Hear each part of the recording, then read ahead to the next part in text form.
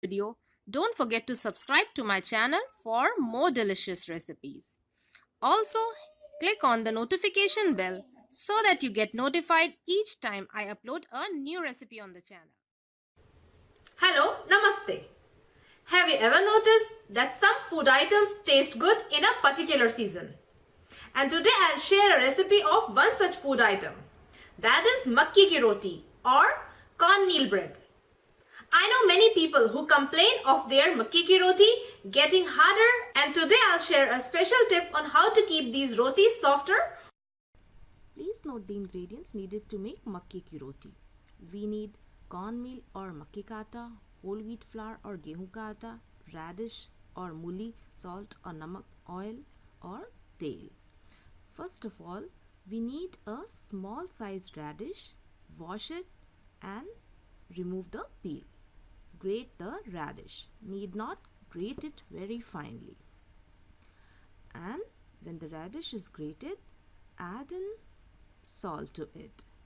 Rub and mix everything with your hands so that radish gives out water. And now add in makke ka atta or corn flour or cornmeal along with whole wheat flour. Mash and mix everything so that radish gives out its own water, and we require very little water for kneading the dough. Now, as per requirement, using very little water, spoon by spoon, we have to knead a nice soft dough out of it. You can also add onion and green chilies in place of radish if you prefer. And now when the dough is made, keep it aside for about 5-7 minutes. After that, divide it into 6 portions. So one ball is ready. Roll it into dry flour and start rolling out a flat bread out of it. It would be little difficult, so as you roll you have to make a circular shape with your hand like this. Because of cornmeal or corn flour, it is losing its shape.